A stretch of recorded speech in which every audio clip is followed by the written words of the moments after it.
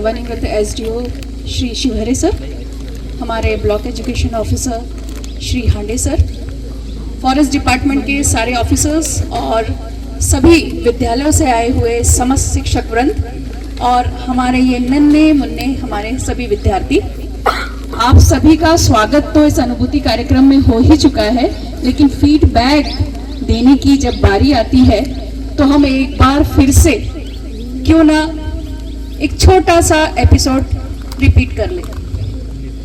मैं धन्यवाद देना चाहूंगी अनुभूति कार्यक्रम को आयोजित करने वाले डिपार्टमेंट का, जिन्होंने इन विद्यार्थियों को अपनी प्रकृति से जोड़ने के लिए एक बहुत अच्छी पहल करी है। सबसे बड़ी बात कि हम प्रकृति के बीच में रह रहे हैं, हम खेतीहर किसानों के बच्चे हैं, वन्य जीवों के बीच में रहते हैं, लेकिन उनकी उपलब्धता और उनका सबसे ज्यादा उपयोगिता के बारे में हम नहीं जान पाते।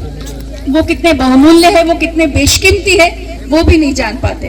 तो अनुभूति कार्यक्रम ने एक बहुत ही अच्छा कार्यक्रम संचालित किया कि यहाँ पर आके प्रैक्टिकल बच्चों ने जब सर के लेक्चर के माध्यम से जगह जगह पर जाकर अर्धचंद्राकार गोला बनाकर उन पौधों को, उन पेड़ों को देखकर समझा, तो ऐसा लग रहा था मानो हमको इस धरती माँ ने, इस प्रकृति ने हमको कितना कुछ दिया है, हम कितने धनी है जो हमारे पास में इतनी बहुमूल्य चीजें हैं, लेकिन हम उसकी कद्र नहीं करते।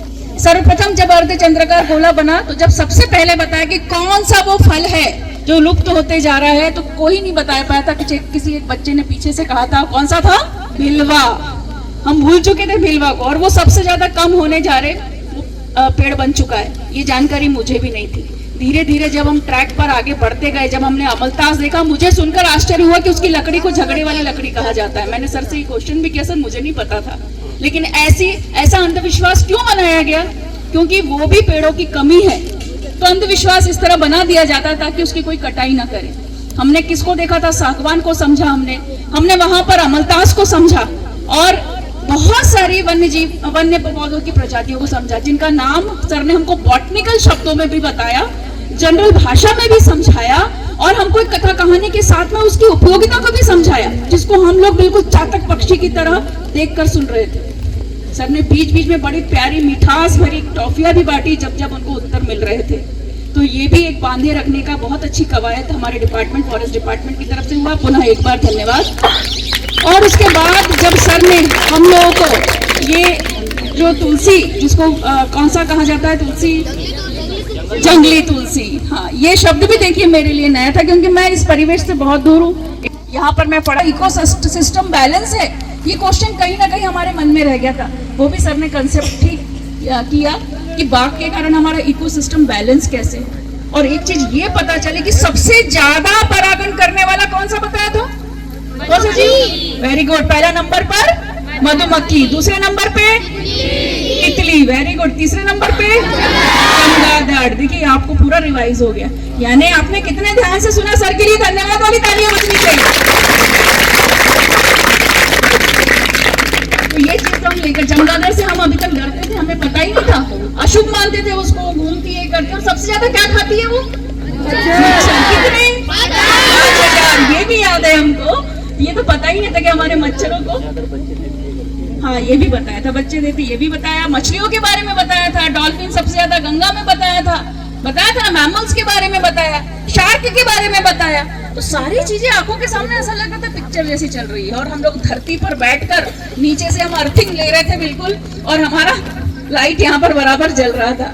और फिर उसके बाद आखिरी में जब बारी आई डैम की, तो सबका मन एकदम प्रफुल्लित हो गया। सामने पानी, पीछे हरे भरे वन, और हाथ में था दूरबीन, बाइनोकुलर, बिल्कुल। और हमने क्या देखा? वो पक्षी जो बड़ा ही चिंतक बनकर वहां बैठा हुआ था, इस चिंता में कि इतने सारे लोग मुझे देखने आए हैं चिरकुटा बूंदी इस डैम में, वो आपके लिए बैठा हुआ था, और आपने उसको देखा, निहारा, और प्रकृति के सौंदर्य को देखा। कई बच्चों ने तो हाथ में दूरबीन नहीं लिया होगा, लेकिन आज आपने देखा होगा कि फॉरेस्ट डिपार्टमेंट कैसे काम करता है ना? आपके वन्य जीवों की रक्षा के लिए, आपके वन्य प्राणियों के लिए, हमारे इन जंगलों के लिए फॉरेस्ट डिपार्टमेंट कैसे मुस्तैदी से काम करता है। आपके पीछे पीछे ऐसा लग रहा है फॉरेस्ट डिपार्टमेंट चल रहा है, जैसे आपके पीछे पीछे बिल्कुल हमारी आर्मी, हमारे पुलिस डिपार्टमेंट वाले कैसे चलते वैसे चल रहे थे, आपकी रक्षा के लिए, आपकी सुरक्षा के लिए। और फिर जब उन्होंने चित्रण किया, फोटो शूट किया और यहाँ पर जब हम यहाँ पर आए तब हमें लगा कि सही में हमने एक प्रकृति की यात्रा की है, बहुत सुखद और बहुत सुंदर यात्रा, सही में अविस्मरणीय रहेगी और सदा याद रहेगी ये हमें यात्रा। यहाँ से हम बहुत कुछ सीख कर जा रहे हैं, बहुत कुछ समझ कर जा रहे हैं और इस सीख को और समझ को हमें अपने तक नहीं रखना है, हम अपनी कक्षा के सारे विद्यार्थियों को बांटेंगे, आपके गांव तक बांटेंगे और हम आज प्रतिज्ञा लेंगे यहाँ पर कि हमें अधिक से अधिक पेड़ों को उगाना है और अपनी प्रकृति को ऐसे ही हरा भरा और खुशहाल बनाना है, हमारे परिवार को, हमारे गाँव को, हमारे देश को। बनाएंगे ना हम सभी? बिल्कुल। धन्यवाद फॉरेस्ट डिपार्टमेंट, आदरणीय सर, आपका बहुत बहुत धन्यवाद। छोटा सा